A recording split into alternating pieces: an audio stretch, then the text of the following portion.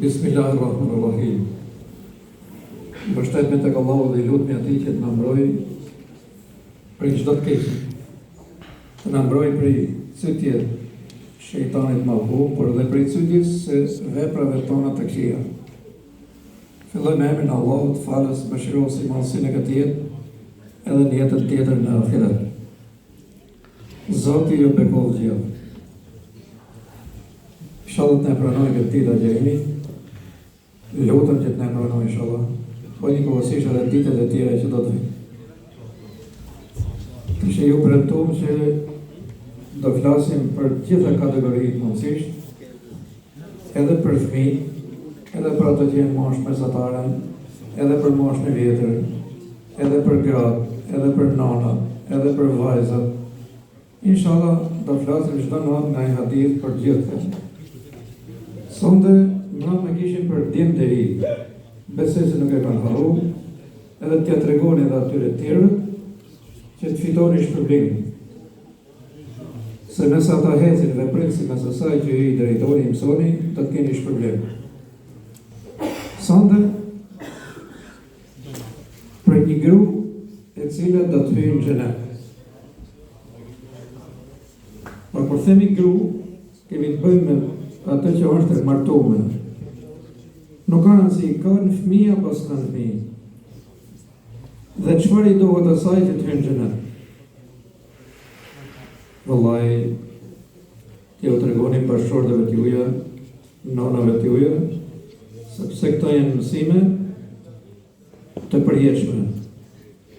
Janë mësime që nuk merren me asnjë vend tjetër, përveç se tek fjala e Allahut, fjala e pejgamberit, tek xhamia. Mësimet e tjera ju mësojnë si shkatërrohen gratë, si shkatërrohen burrët, apo si do të harxhoni orë e qindra orë që të fitoni xhenemin. Do t'ju shkatërrojnë jetën e kësaj bote, edhe jetën tjetër. Ndërsa me mësimet tona, me mësimet e xhamisë, keni për ndërtu këtë jetë edhe jetën tjetër. Elhamdulillah. Pejgamberi sallallahu alaihi wasallam tha, një gruaje që të shkojnë në xhenet i dohen 3 detyra. E para, të falë namazin ditor. E dyta, të agjëroj Ramazanin. E treta, të respektoj bashkëshortin e saj. Me namazin. Në qoftë se është rregull, do të jetë në xhenet. Pejgamberi sallallahu alaihi wasallam thotë njeriu do t'i drejtohen disa pyetje që në banesën e varrit. Kush ishte Zoti jot? Di mu përgjigj? Zoti im ishte Allahu. Atje në banesë varrit. Këtu i ke dhënë 1 milion prodhime këtu. 5 lloj universitetesh. Pyetje e parë, kush është Zoti jot? Kush është pejgamberi jot? Cili ishte libri jot? A ke fal namaz? Dhe pejgamberi sallallahu alaihi wasallam thotë, ati që përgjigjet pozitivisht për namazin, tjerët do t'i shkojnë mirë. Edhe kjo gru, nëse përgjigjet për namazin, e ka fal namazin, tjerët do t'i shkojnë mirë. Ama mos ta neglizhoj namazin. Justifikimi se kemi shumë punë, kemi shumë hallë. Allahu xhelalu xhelalu i ka dhënë leje vetëm kur ata kanë fazat e veta që mos të falen. Ama tjetër justifikim përpara Zotit xhelalu xhelalu nuk ka për namazin. As në luftë, as i smurë, absolutisht ka leje me pagu agjerim në Ramazanit, nëse je i smurë, namazit s'paguhet. Ja, duhet më falë, shtëj, ashtu, si do që t'jesh me ilashe, në sarum, namaz. Nuk ka leje, sepse Allahu për qëtë namaz ka sjelltu. Edhe dytë ishte agjerimi Ramazanit. Për agjerimin gjatë, dihet se kur agjerin dhe kur nuk agjerin. Thamë edhe në ligjërat në xhumas, nëse janë 7 zona, kanë fëmijë përgjini, kanë fazat e veta që nuk agjërojnë, kanë leje për të mëdhët Zot, nuk agjërojnë. Edhe smundja e në anë kronike e përhershme, por smundja e zëvendëson në anë një pagese simbolike. Pra duhet agjërojnë dhe Ramazanin.